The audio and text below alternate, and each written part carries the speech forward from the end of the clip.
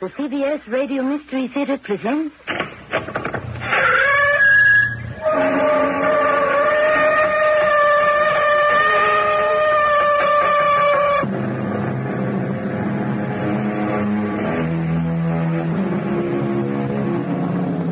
Come in. Welcome. I'm Tammy Grimes. One of the extra dividends of being your host on the Mystery Theater is that it gives me the opportunity to present stories that have meant a great deal to me personally. Tales that have been bubbling up in me and aching to be told since I first read them. Such as those written by the great Russian masters of storytelling. Dostoevsky, Tolstoy, Gorky, and my beloved Anton Chekhov. And today, leaves from his books. I regret, Maria, to have to ask you to come here to identify this deceased individual. But you knew him well. Better, in fact, than anyone else in the village. I didn't wish to come, but I felt it my duty. Do you recognize this man? Can you identify him? Oh, my Lord. It is him. Oh, my Sergei. Why did it have to be you?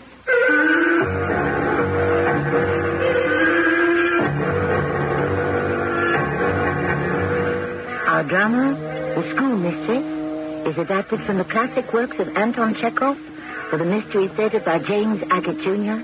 and stars Patricia Elliott. I shall return shortly with Act One. Serial introduces Mr. Buster Crabbe, film actor and author of Buster Crabbe's arthritis exercise book. I wrote a book on relieving arthritis pain, and I recommend Icy Hot Cream in the tube. Rub it on. Icy Hot's penetrating warmth reaches way down inside to help relieve minor pain, while a feeling of coolness soothes your skin. I'm convinced that greaseless Icy Hot Cream will give you fast, effective relief that lasts for hours. Use only as directed. Fight back against high heating costs this winter with an energy-efficient Aladdin kerosene heater from True Value Hardware Stores. Hi, Pat Summerall to say the 9,600 BTU Temprite 9 radiant heater and the 15,200 BTU Equator convection heater are both UL listed and operate for pennies an hour. And you'll find them value priced now at participating True Value Hardware Stores and home centers. Some locations restrict sale or use. Check local codes for permitted uses and read instructions carefully. You never would believe where those Keebler cookies come from. They're baked by little elves in a hollow tree. Mr. Keebler, is my mother around here somewhere? No, sir. Why'd you ask? Well, I was walking through the woods when suddenly I smelled cookies baking. Probably our Keebler chocolate fudge cookies. And then I saw these cookies cooling on the window ledge of this hollow tree. We bake them in here. And then I tasted one. Yeah, my mother must have baked these cookies. Not these cookies. These are Keebler chocolate fudge cookies. Two big chocolatey cookies with a generous helping of creamy fudge in between. My mother always told me, Ernest, don't skimp on the fudge. And delicious. I'm sure your mother's an excellent baker, but Keebler chocolate fudge cookies are baked by elves. You sure? Positive. Well, do you mind if I just wait here by your tree, in case my mom shows up? If you think Keebler cookies taste like cookies someone's mother baked, remember, elves have mothers, too. Mom, are you in this tree?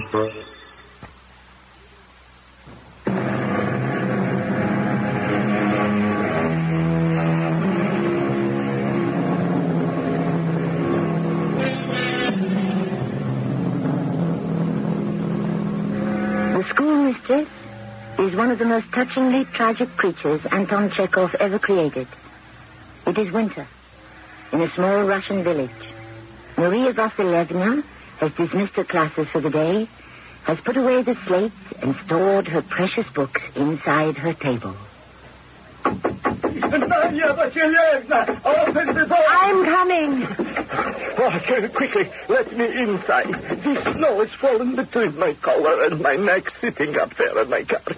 It was fierce driving over here, Maria. But what are you doing here at all, Semyon? I don't go to town to collect my salary until the end of the month. That's a week away. I am here on an unfortunate mission. I have come to fetch you. Oh, what? There has been an unfortunate accident. To whom? Not one of my pupils? No, to Hanov. Oh, Sergei, Hanov? Yes. So they sent for me to fetch you. What happened to him? No, please, get your coat. We must go. But why should I go? The commissioner asked me to ask you to help identify him. I know it's gruesome, but you are the only one, Maria Vasilyevna. Sergei? Dead? It's not possible. I'm afraid it is. Will you do it? Please. I must sit down. This is terrible. I don't understand why Sergei has to be identified. Don't they know it is he? No, not positively. As for me, I never looked at the man that closely, so the commissioner didn't ask me. And the other members of the Zemstvor school board to which Sergei donated his time, the other examiners, won't they come forward? No, not one of them is available. They have gone on to other villages to give the teachers their examination. Semyon, are you saying you personally would not recognize Sergei Hanov if you saw him? Well, I have hardly ever driven him. He has no need for me. He has his own coaches and horses. He's passed me on the road. We wave. What makes them think it could be Sergei? Well, they're not sure. No one in the town hall is sure. He's only been living here a year, and not many people got to know him.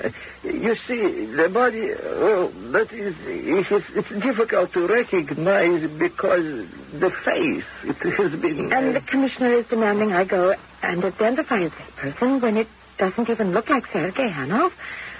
What happened? Was it a hunting accident? Oh, no one is exactly sure what happened. I am very upset. To be told the dear man is dead is one thing, difficult enough. I know. But his dear face is not recognizable. Semyon, I don't know that I have the strength to look at him now. No, you don't have to go. I will tell the commissioner it was not possible for you. Not emotionally possible. They will have to find someone else. Besides, it probably isn't even Hanov. How did this awful thing happen? He was so young. No older than me. Do you know what happened? Well, nobody really knows. And if they do, they haven't come forward. He was found yesterday morning in his house. In his house? Then it must be him. Have you decided? Please, I beg you, Maria. If you are coming, put on your coat and we will start. The snow is coming down so thickly it will completely hide the road, and I will never find the way back to town. I'm coming. Poor Sergei. The dear lost soul that he was.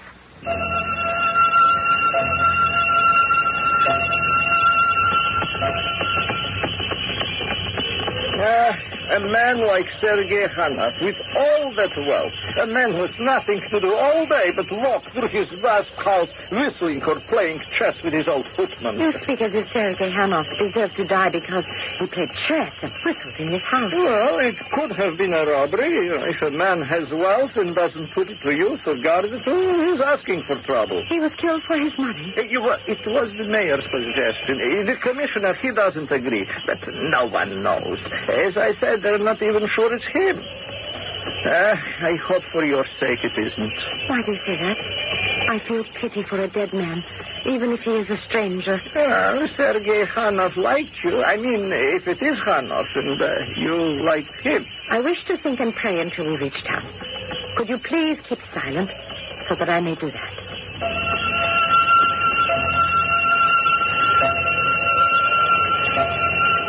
I remember the first day I met you, Sergei. It was not as Semyon remembers it, but before, at the examination of teachers. A volunteer member of the school board, you had dressed in all new clothes. I thought you very attractive. I was embarrassed sitting beside you in that hall. I don't know why. You were so different from the frigid and sensible examiners who came once a year. You were so courteous and deliberate. We're almost there, Maria Vasilyevna. I must say, you have great courage. May I help you out of this way? We had arrived at the town hall, which was also the police station, marriage registrar, and so forth. Hey, careful. It's very icy here. I cannot believe I'm going to see him. Why did they ask me? It will be someone else. Sergei's gone on a trip, that's all. if it is him? How can I go ahead and say, yes, that is him? Mademoiselle, may I assist you? It's all a nightmare. I shall wake up. I have fallen asleep in the schoolroom. Sergei Hanov is alive, and he is going to ask me to marry him. Commissioner, our teacher is a little shaky.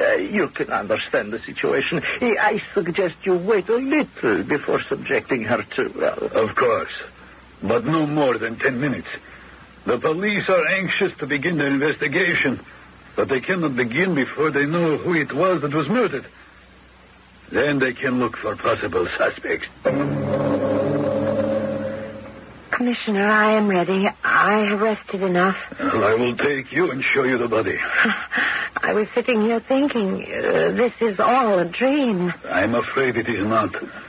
Please, walk along with me. May I take your arm? You see, it was yesterday they found this man in the house of Sergei Hanov. It was natural, therefore, to surmise that the man was indeed Hanov. Unfortunately, there has been violence, and he is not entirely recognizable. Death, we believe, was caused by a gun in such a manner that a good deal of the features of the deceased have been destroyed.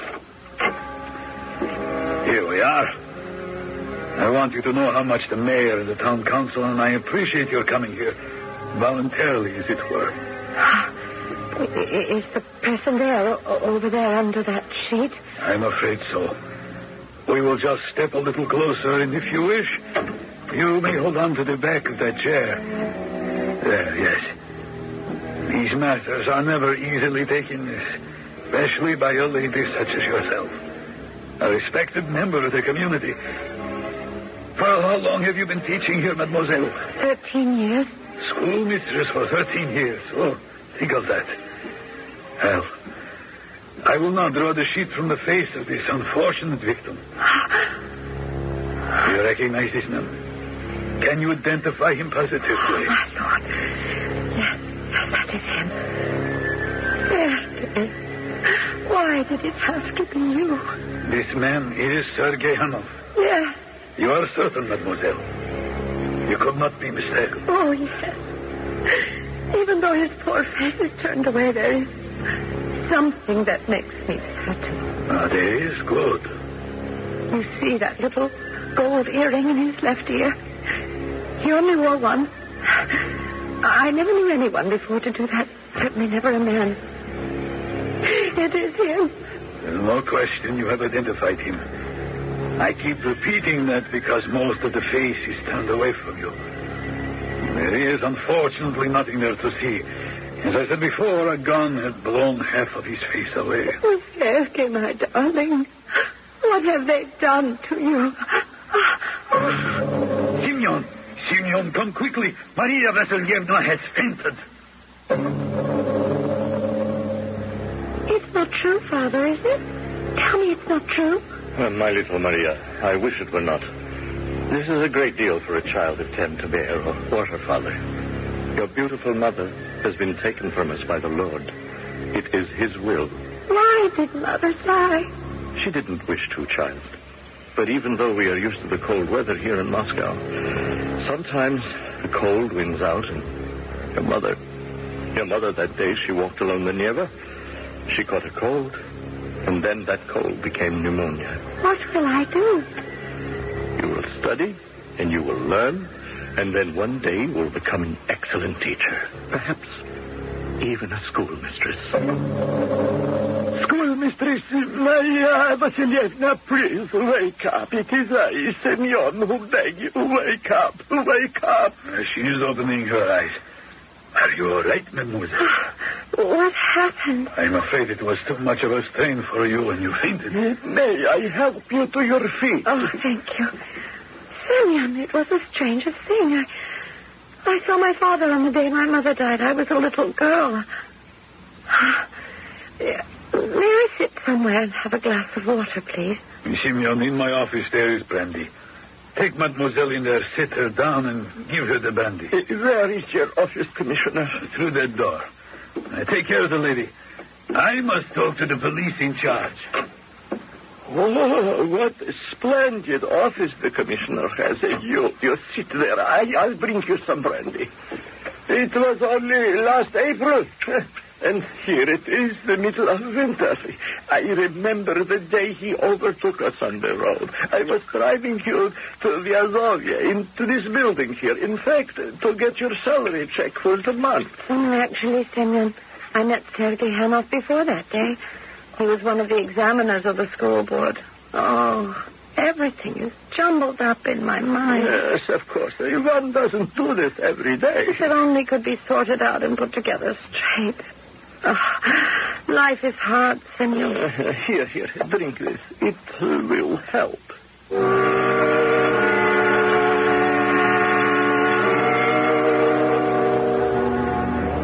Maria takes the small glass of brandy and holds on to it.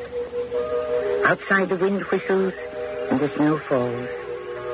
She sits in the commissioner's office. Everything about her seems poised, as if it would shatter. She shivers from the cold and puts the brandy to her lips. It warms her, but it cannot stop everything from appearing unreal.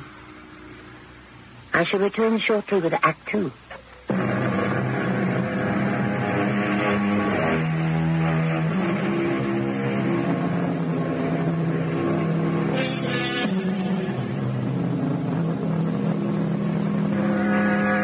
Maria, the schoolmistress of a district many kilometers from Moscow, has identified a murdered man as Sergei Hanov. Someone, perhaps, with whom she was in love. Semyon, the driver of the sleigh who brought her to the police station, has given her a brandy to calm her. Yes, I, too, can only think of him alive. I don't understand how he could be that body lying under a sheet. That day in April was the first time he ever spoke to me. I remember. I will remember forever. Spring had suddenly come to Mother Russia. 8:30 in the morning, sitting in front of the cart, Semyon holding the reins. Are you angry with me? Angry with you? Of course not. I was just thinking, how too familiar is this road from the school to the town and back? Well, all roads become familiar when you travel them long enough. And this muddy path to Vyazovia is no exception. I've been schoolmistress for 13 years, and heaven only knows how many times you've driven me to the post office, the town hall, to collect my salary, to buy food, and back to the schoolhouse. Everyone says there is good money in being a schoolmistress. People say a lot of stupid things. Money. There are those that have it, and there are those who have little or none and live from day to day. I envy those who have money and don't have to work for it. I don't know anyone like that. Perhaps in Moscow, but not here. Well, what about Sergei Hanov? I'll wager you he has never done a day's work in his life. How can you say that? He does all kinds of charitable work. He is also on the teacher's examining board. You call that work? They meet once a year. Please, Semyon, stop talking. Let me alone with my thoughts. Oh, I'm sorry. You are not in a very good mood today. Huh? I shouldn't be cross with you. Are you more sad today, or is it my imagination? I'm still a young woman. And yet I feel I have lived out here for 100 years. I can imagine no other future for me than the school and this road to the town and back again and again and again. Well, you're very well liked by everyone. 13 years. And then another 13 years and another 13 years. I read somewhere that's an unlucky number, 13. But I don't believe it. No. You are an educated woman. There is no such thing as luck. Is there? Am I right? No such thing as luck?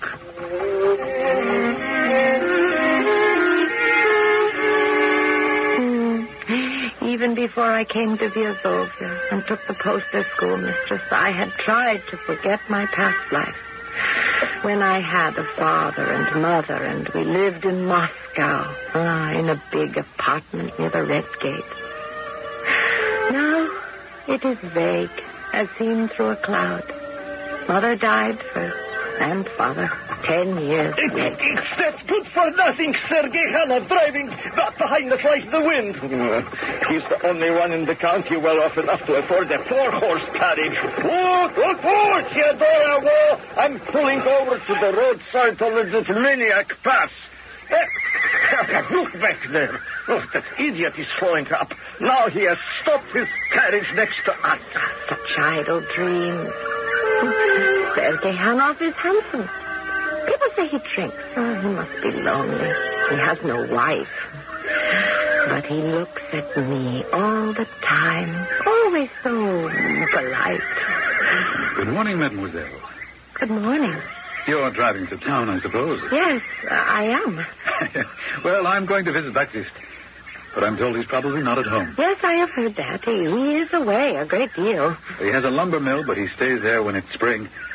I want to get him to volunteer to be on the school board. Everyone must do something for education.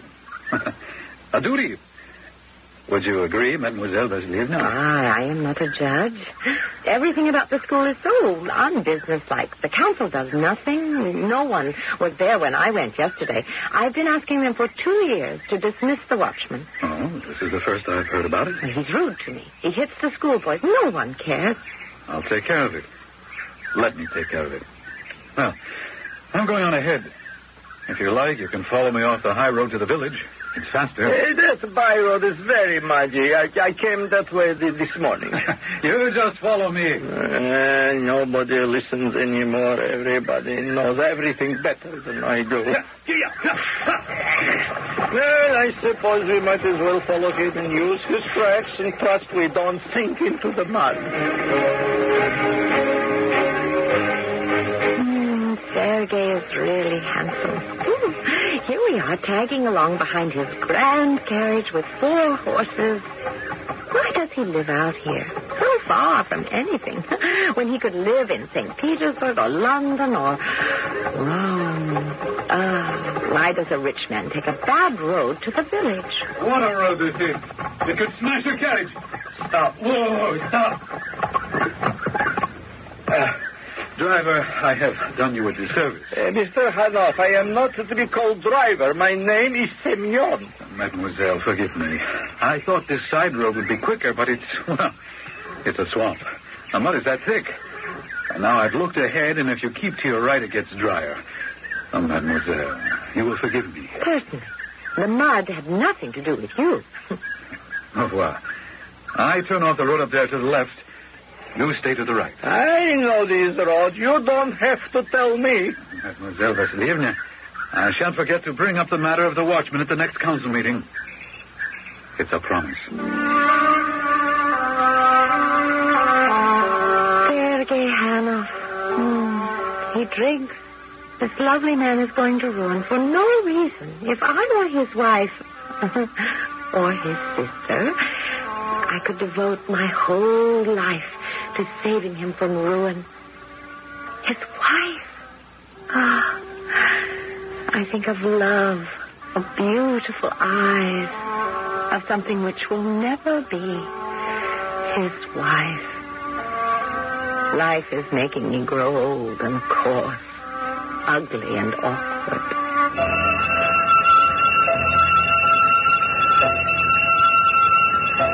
We're here, my Vassilievna. This isn't dear Sylvia. Oh, no. You're not stopping at the tavern again, Semyon. Step down, please.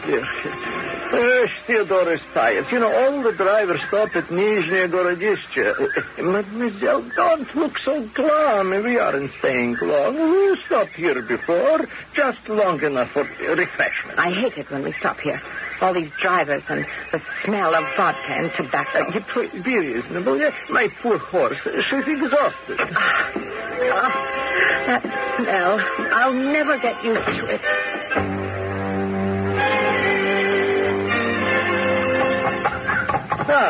There. Was that so bad, huh? We didn't stay long.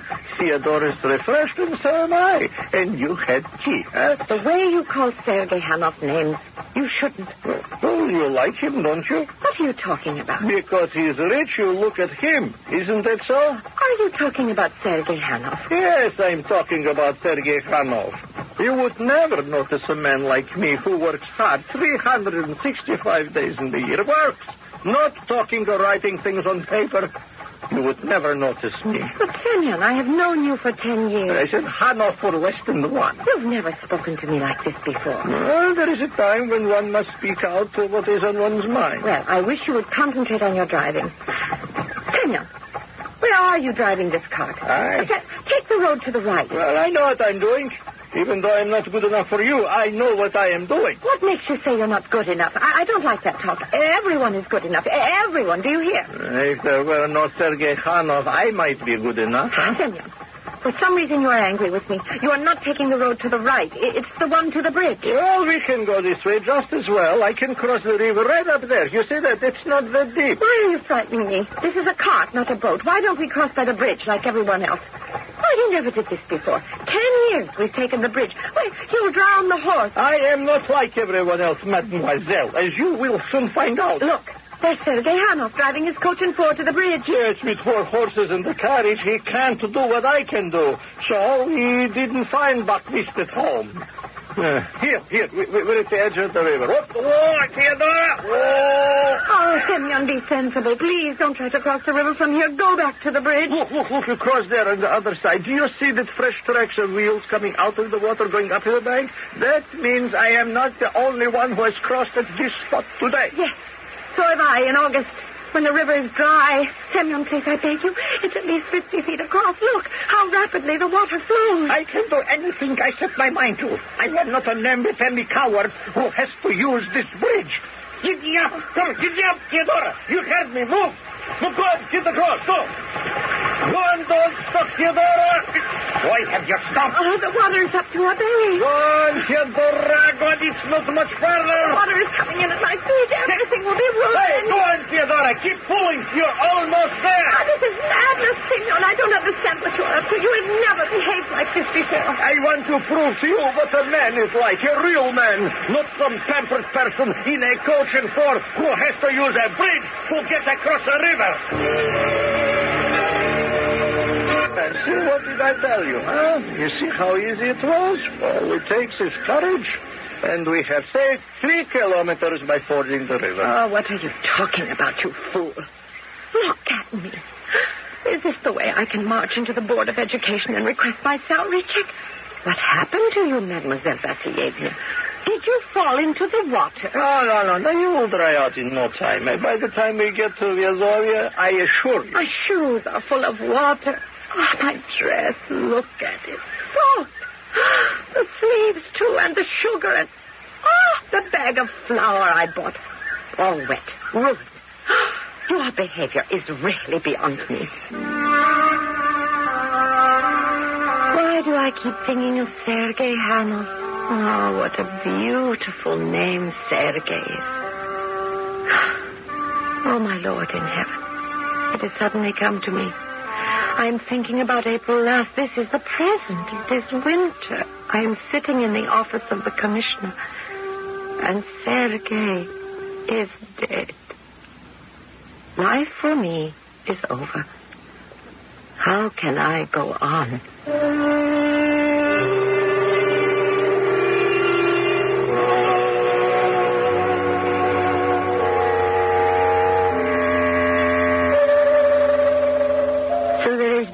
Exchange of love between the schoolmistress of the small town and a wealthy young man who did nothing but play chess and volunteer time with the school board.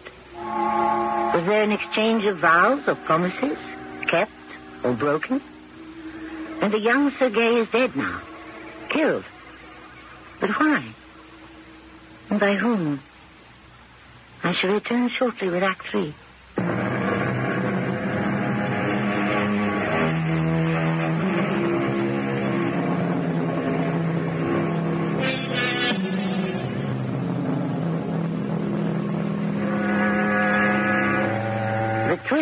And turns of the road that muddy April morning, the mad crossing of the river seems not to be as contorted as the words and thoughts of Semyon, the peasant driver of the cart. He has confessed his jealousy of Sergei Hanoff and almost confessed his affection for the schoolmistress Maria. They reached the railroad crossing just outside of town. Bad luck. A minute earlier, and we would have been able to cross the tracks before the barrier came down. Where are you going, Maria Vasilievna? I'm getting out of this cart. I want to stand over there and watch the trains. I must get as close to trains as I can. If I could be on one of them, with someplace to go, far from here, a new life. That lady, standing on the platform between those two first-class carriages. It's Mother. Oh, what an uncanny resemblance. The brow, the same beautiful head. Oh, Mother. What has happened to your little Maria? May I offer you a handkerchief, mademoiselle? Oh, Mr. Hanover, I didn't see you. My carriage is right behind Simeon's. One has to wait until the gate opens. I couldn't help noticing you putting your hands to your eyes. There's a great deal of soot near the railroad. Thank you. I will borrow it. I like to get as close to trains as I can. Whenever one is passing, I stop and look. I thought a gentleman of your position could travel anywhere. That's not quite accurate. Moscow is a place I would prefer to be. But I can never return there ever again. What brought tears to my eyes was seeing a lady on that train who reminded me of my dear mother. Oh, she has passed away? And my father. As the train went by, I suddenly had this vivid picture of my father and mother, our flat in Moscow. I had pigtails then. The aquarium with little fish.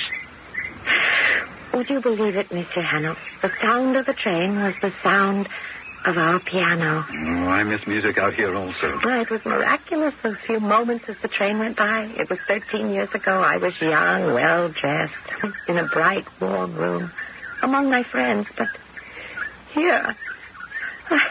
Mademoiselle, I would beseech you to permit me to call upon you, and perhaps in time I could be your friend. Here you are. Yes, they're going to lift the barrier in a minute, and the train's long gone, and still that gate is down. Very, very slow and lazy in their duties at this crossing. It's there at last. Come along, Maria Vasilievna. Au revoir, mademoiselle. I shall pay you a visit if I may, and please, here, keep my handkerchief. I shall return it to you when we meet the next time, but I must wash and iron it. Are you coming? Don't wash the tears off. I'd like to keep those. I, too, have tears over the past. Mistakes, mistakes. Well, au revoir.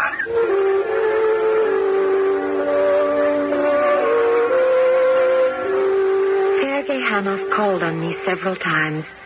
He confessed to me what he called his mistakes. He was still married. His wife was ill and would never recover, but he saw to it she was well taken care of in Moscow, and one day he said goodbye to her and left.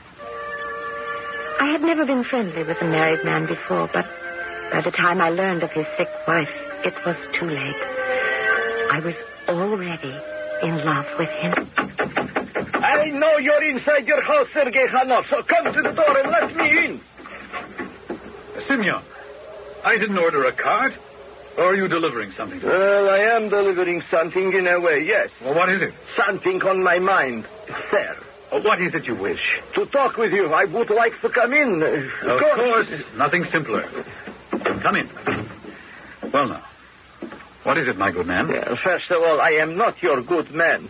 Monsieur Hanov, you have been living in Vazovia for not a long time, and perhaps you do not understand the way we citizens of this part of the country feel. I grant you that, Simeon, and I'm going to save you a great deal of time by not pretending ignorance of what you wish to say. Let me help you to say it. You are concerned because Mademoiselle Vasilievna and I have been seeing a great deal of one another, and you don't like it. I received this letter from my brother, who works in the Hall of Records in Moscow. And he writes me that Fyodor S. Hanov, formerly of number 44 Nevsky Prospect, Moscow, has moved to the village of Vyazovye, that he has a wife in a sanitarium in Odessa. Madame Hanov has a lung. You simple-minded peasant. How dare you spy on me? I have never denied anything or told anyone about my life. How dare you? Oh, well, I was not aware, sir, that making inquiries as to the new residents of our town was going beyond the protection of the law. You fool. What are you talking about? I mean protecting an innocent young woman from the intentions of a married man. You may leave. Go to the door and close it behind you. I have listened to enough. The friendship that young lady and I bear for one another is no one's business. Now get out.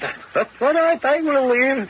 But you should know, Monsieur Khanov, that I shall make the contents of this letter known to Maria Vasilievna, and that it should put an end to this friendship, as you call it. Maria already knows that I am married. I don't believe that. She has known for some time. And I don't have to apologize to anyone, let alone a simple-minded driver of carts. And I'll tell you something. If I learn that in any way you are annoying the young lady with your disclosures and innuendos, I shall have no hesitation to kill you. Oh, so that's it, huh? Have a good look at those guns on the wall and the pistols below them. They are all oiled and ready for use, so be careful, or you will find me at your doorstep without an appointment.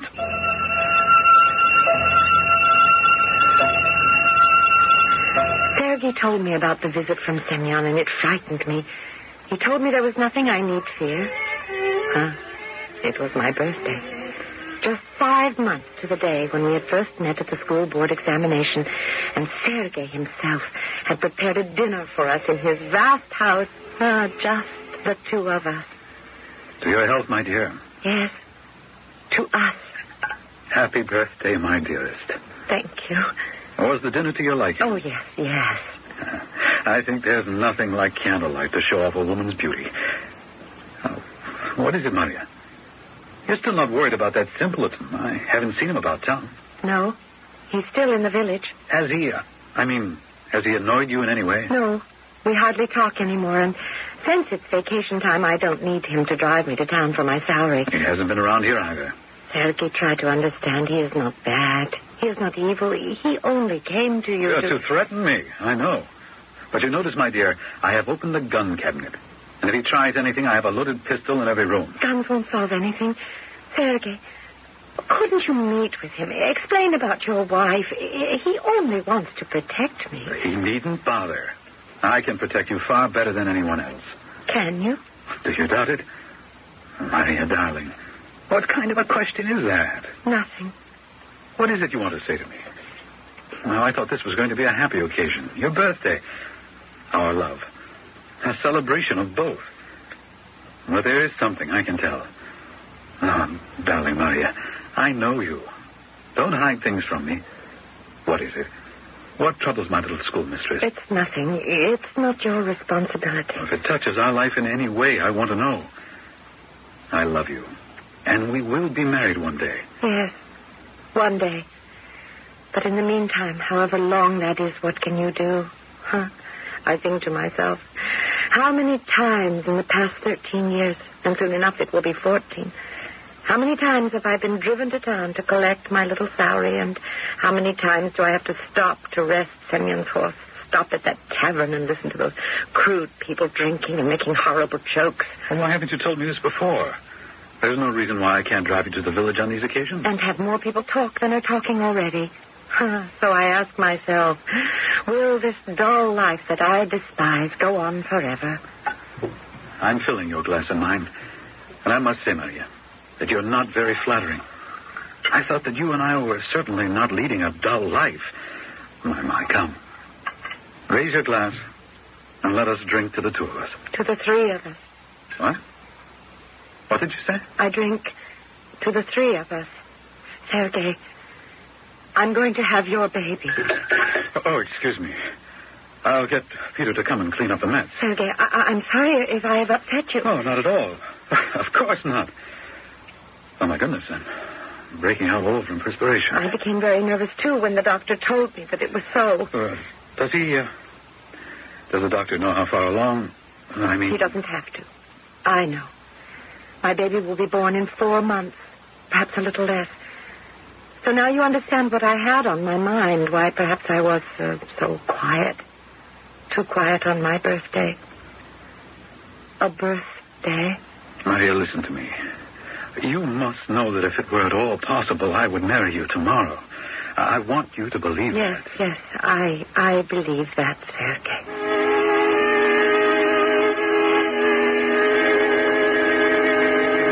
The day they buried Sergei Hanoff, I stood beside Semyon in the courtyard. No one had been formally accused of shooting Sergei to death. Semyon and I looked at one another, and I realized that each of us suspected the other had killed Sergei, but only one of us knew for sure. I was all packed to take the train the next morning to Moscow, where I would have my baby, so the funeral was for Semyon and myself a farewell. The commissioner was also in the churchyard. He beckoned to Semyon. Semyon, I understand you've been in touch with your brother, who is employed in the Hall of Records in Moscow. That's so, Commissioner. We are very close. You were inquiring as to the background of the deceased? Yes, sir. There was only one answer to your inquiry? No. I received another letter from my brother a week ago. Well, I'm glad you're telling me the truth. That's sensible. And the second letter stated that your brother had been mistaken. That Sergei Hanoff, who moved from 44 Nevsky Prospect to our town, was not married, had no wife in a sanatorium, that he was, in fact, a bachelor. Yes, I see you know everything. No, not everything. Did you discuss the contents of this letter with anyone? No, I didn't. You didn't mention the contents of the second letter to Maria Vasilyevna, who is standing over there? No. Why should I do that? Because she and the deceased had been, shall we say, intimate. Because, shall we say, Hanoff was pretending to be married, and therefore marriage with our schoolmistress was out of the question. Commissioner, I told no one what I know. I'll stake my life on that. You may have to, Semyon. Well, you will be hearing from me. The baby is alive and well. A girl. I called her Natasha after my mother.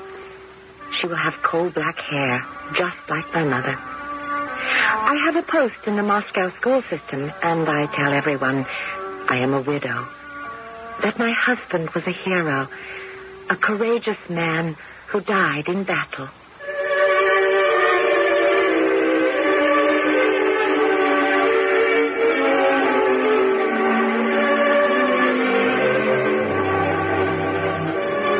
I think you can guess why I, as an actress, would be attracted to the works of the great Russian writers. I might say that there is something of Maria in me. The restlessness, the desire for a better life, the dreams, and most of all, I think, the poetry of that schoolmistress. Before I leave you, I want to tell you what others have thought, in words far better than mine. I'll be back with those words shortly.